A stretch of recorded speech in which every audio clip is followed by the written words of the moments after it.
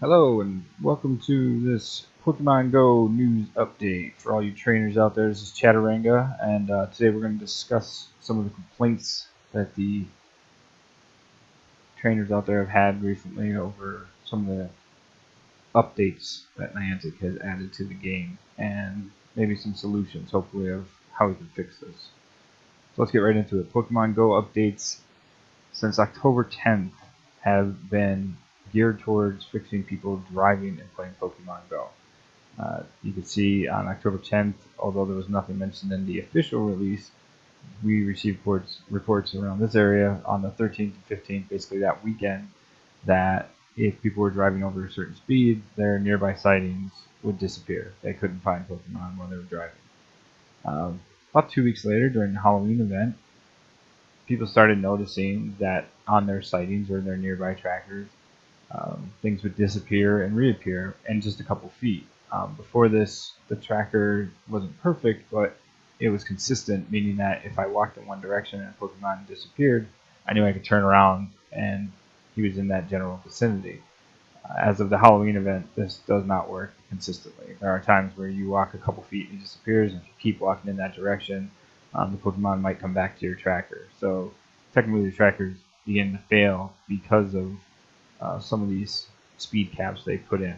And of course the infamous November 4th Pokestop speed lock. Again, not in the official release. The official release was all about talking the rewards for first catch and first stops of the day. But in there they put in a speed cap that basically you cannot spin Pokestops now when you go above basically 30 miles per hour in a sense. All this is based off of speed and driving while playing Pokemon Go. But the interesting thing about it is in Niantic's other game, Ingress, which has basically the same things as Pokemon Go, there is no speed cap. There is no punishment for driving and playing the game. And let's look at that a little bit. You'll say, what is Ingress? Well, let me show you this real quick. In Ingress, you physically have to move around to play. Ingress is a GPS-based game. Portal in range. Everything revolves around your physical location. It's all about control and urban exploring. So you're going to different places, discovering what's called portals. Portals are the central part of Ingress. Portals are real world places. They're important places usually. Places that have some kind of significance. They can be statues, murals, Art, buildings, different structures that are interesting in some way to who we are as a people. Sounds familiar, right? Sounds a lot like Pokemon Go. Well, here's the funny thing about it. The studio who makes Pokemon Go, Niantic, its first projects were Field Trip and Ingress. And basically, Ingress was its major game. It is the first augmented reality game that really took off for them. And Pokemon Go is essentially kind of built on it. Being that Ingress came out in November of 2012 and Pokemon Go came out, of course, July of 2016, and there's no real arguing that Ingress is the backbone of this game. And to highlight that, I would suggest that Pokemon Go is more of a mod of Ingress. To your left here, you can see this orange circle and these blooms of green smoke, or pillars of green flashes, as if you will. That orange circle is where the trainer is in Pokemon Go. And those green stacks that you see here are Pokestops in Pokemon Go. So really, Pokemon Go is built on top of Ingress. Ingress is the main game here. And the question that you should be asking yourself is, how did Ingress come up with these portals? In other words, these things in Ingress are called portals. How did Ingress decide where to put these portals and how to build this game before Pokemon Go? Well, interestingly enough, they actually posted, advertised, or asked, if you will, players to find locations. They listed criteria for players to go out into the real world and find locations that they thought would be good portal spots. And the interesting thing about this is, as you see in Pokemon Go, if you have a public library or a church near you, it's almost definitively a Pokestop or a gym. That's 100%. But in some of the areas that they listed, the submission should not include was no safe pedestrian access, meaning you're not supposed to walk, or it's highly trafficked as far as cars go, maybe. Should not be seasonal displays or something that's not permanent. A lot of us see that there are Pokestops in certain places where something has been moved, they're not there anymore. It was just seasonal. Private residential property. Pokemon Go, we get a thing that says don't trespass. Well, obviously, if these portals were put up in a non-private area, we shouldn't have to trespass. But unfortunately, Ingress players did choose private areas. We'll get to that in a little bit why. And the other thing that's kind of interesting is it says it should not interfere with fire stations, police stations, hospitals, etc. And we know as a fact of Pokemon Go and all the news stories related to it that almost every fire station I know of is a gym or has some kind of Pokestop near it. Most police stations are in some way, and a lot of hospitals right off the bat were, until hospital personnel, executives in the hospital industry basically asked them to remove them. So we know that Ingress was built in those non-inclusive areas anyways. It just wasn't that big of a phenomenon because not that many players played it. So what's the real difference here between portals and Pokestops? Well, portals and Ingress are kind of like Pokestops and gyms combined. They're where you gather your resources or hack portals to get resources. But at the same time, you want to capture portals and then connect them together to make like a bigger area for your team. And there's only 2 teams. So, I mean, it's really a tug-of-war match back and forth. Pokestops are not needed that way. Pokestops are just more for potions, Pokeballs, resources. That's all it really is. There's no strategical advantage to a Pokestop unless you live by one, and I don't. That's really the only strategical advantage you can get from a Pokestop. Some portals were turned into gyms as well, but even in that regards, they don't have that same value as needing a bunch of them. You don't need multiple gyms together to own an area. You don't get a bonus for having multiple gyms connected.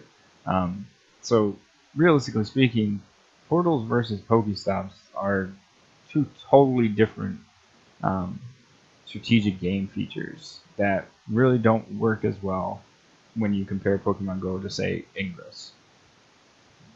So there was a big cry in the beginning of the game, people complaining about not having Pokestops near them, or not having gyms near them, or just not having Pokemon near them. Maybe you're a Royal player. But the point of the matter is Niantic responded to this by saying that they're not accepting submissions for new Pokestops or gyms, which again contradicts the Ingress player base, who was allowed to basically pick or choose good places for their portals to be. And what's funny about this is they specifically highlighted in their response that if you're having trouble finding Pokestops or gyms, you should try visiting a local park or other interesting historical locations. But the thing I find funny about that is how it says, please try visiting a local park. So, in a virtual kind of sense, let's do that. Let's look at a local area. This is I guess you want to say, great overview or large region. And to kind of highlight this, we'll look at the Earth view. As you can see, this is more of a city or urban area, and as you go up the line here more towards this Archibald location, you can see how it's more green, more rural, not as densely populated. Okay, so let's start from the busy section here, the more condensed area, and let's move out across here, listening to Niantic's response to players. So in this huge urban area here, we'll look at this local park. This is Niantic Park. Niantic Park is a known nest area around me. There's 3 Pokestops, 2 gyms, lots of activity going on there. And it basically suffices for this area. So that kind of makes sense, what Niantic's saying. You can look from the overview here that it has a nice little grouping of people around it, and it fulfills that need. Okay, but let's move out of the Scranton or urban area, and we'll move into this Dunmore area here, and let's go specifically into what is the Dunmore Community Center. So this is a community center in Dunmore. Again, you can see a big playground here, parking, lots of parking, walking trail, different baseball fields, everything in here. Kind of a nice little area, you would think, right? And again, here there are no Pokestops, no gyms, and really no Pokemon. There's no real reason to come here at all, to be honest with you. And this is a heavy pedestrian area, as Niantic wanted, but there's nothing here. This is a huge local park. There's nothing here. And I know you'll say, well, that's just one example, right? Like maybe that's just not a good park. So let's go over in the same Dunmore area. This is what they call like Dunmore Corners. All right. As you can see from the map here, this is a pretty big park. It facilitates a large housing area. A lot of people should go here. And this park in particular, as we can zoom in here, it has a basketball court, kickball court, playground, multiple fields, parking, lots of parking to come in here with parking. Walkers will come down and walk this path. Junior football team plays here and practices here. There's major paths that lead in and out of the park for walkers. So I mean that's a pretty nice size area. Lots of activity going on there. If I went to this park, there's nothing here. There's no Pokestops, there's no gyms, and really no Pokemon. If I was hunting Pokemon in this area, I would drive my car through these streets because there's probably more things here. Even with that being said, down over here is a church. And I know that church is going to be a Pokestop or a gym. So again, there's more value in driving than going to my local park. Okay, so maybe you're saying, hey, that's just one city, one town. Let's move up the line here. Let's get more towards the rural players. So this next town over, this is Troop. You see that by Troop Little League. Now, here we go. This is all this dense, living in here. There's a baseball field here. There's a little cemetery off of that baseball field over here. This one in particular is almost egregious. This is Washington Street Park. There's World War II memorials. There's a pavilion, bathrooms, playground equipment, basketball courts, tennis courts, huge walking trail around the whole baseball field, parking, ample parking here, ample parking there. This is a major area where carnivals and festivals are held. These 2 locations, both the Little League area, even with the cemetery, both of them have no Pokestops, no gyms, and very few Pokemon. You might catch a couple Pokemon up on this path here. You might see 1 or 2 near the roadway here. But again, if you were really hunting, you'd be better off to drive through these busy streets than to go to your local park here. Let's go over to the next town. This is Troop. We're going to this Dixon City region. This is a pretty popular walking park, Elm Street Park. Again, multiple parking here. This is all a big parking lot here. Tennis courts, basketball courts, another gazebo, pavilion, what have you. Bathrooms, playground, multiple baseball fields. There's even a walking park that goes around this whole path here. Goes around this Elm Street Park.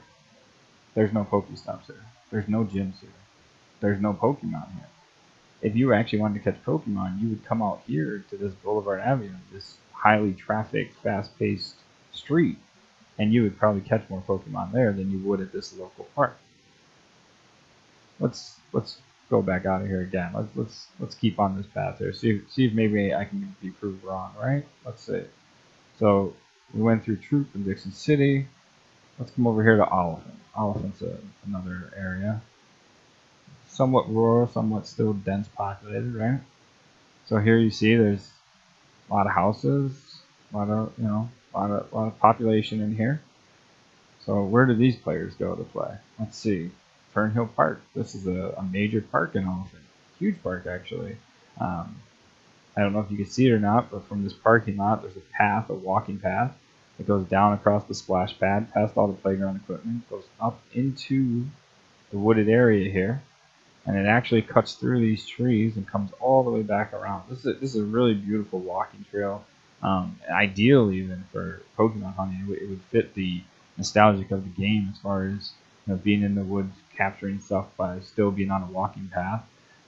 Again, multiple fields, whatever. And there's even another little path that cuts out here that goes into huge walking trails back here that some cross-country people use in high school to practice and run on. I mean, this is a huge area back here. But let's stay focused on the playground.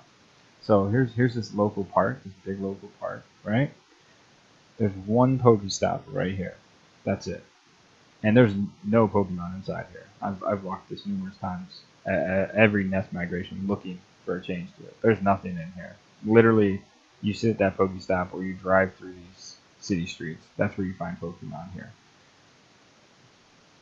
Let's go down to what we call the east side of Oliphant. So this is another huge section here. There's a church up here, a couple Pokestops down in here. Again, downtown region. Makes a lot of sense, right? But this is another big park in this Oliphant region called Condola Park. Again, multiple entrances, multiple parking, basketball court, tennis court, playground, bathrooms, a stand, PB football, baseball. And again, you'll see this little path. There's an actual whole big walking path that goes around this whole park. And you think, surely here, right? Nope. No Pokestops, no gyms, no Pokemon. Again, if you wanted to catch Pokemon, you'd have a better time driving through these city streets over here. This local park is dead.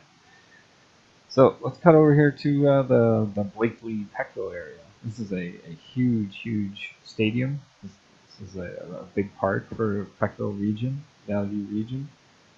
As you can see, multiple baseball fields again, soccer field actually here, multiple playground equipment, basketball courts, bathrooms, another playground up here, tennis courts, parking on this other side here. And alongside this river is another nice little river trail path. This park in particular is interesting because in my region, about 5, 6 o'clock at night, it gets dark. So most of the parks we've already talked about, you can't walk on. It's nighttime, it's closed, that's it. So in the winter months, there's no playing Pokemon Go at those parks anyways. This park is lit. It actually has lights that you can walk around until 9, 10 o'clock at night. So if you were to get out of work, you can come here and walk this path, this trail. So surely this should be an area where you see, Pokestops, gyms, Pokemon. Again, nothing. There is not one Pokestop in here. There is no gyms in here. And most of the Pokemon, again, are in these side streets. You would be better off to drive through the streets than you would to go out and walk through these parks. Let's cut over here to Jessup. Jessup's, we're getting more into that rural feel, right? Not as heavily dense populated area, but again, has people here. This is a famous park in this area. It's called Kids Corners. This is a huge wooden park. People love coming here. It's a novelty park, right? Again, multiple parking. People can park alongside here. There's parking over here. And again, basketball court, tennis court, baseball field, walking path all the way around. Now there is a tank here, and we all know that for whatever reason, tanks are Pokestops, which makes no sense. So there's one little Pokestop there. Not really something you can fill up on. But again, inside this park, especially this wooden park, you would think something would be here, a gym, something. Nothing. No other Pokestops, no gyms, and no Pokemon. Same conversation piece. You'd be better off to come down the main street and try some of these side roads and just drive around. That's where you would catch Pokemon. So let's hit this last little area up here. So as you kind of come over here, you can see from the map standpoint, we're getting more out to the rural areas, right? This is Archibald. So as you get into this rural area, not as many people. So I guess it makes sense, but some of these smaller parks that are in here don't really have anything at them. I'll grant Niantic that. That makes sense to me. You know, probably not a lot of people playing. Fine, but the biggest problem here is this region right here is almost a state park.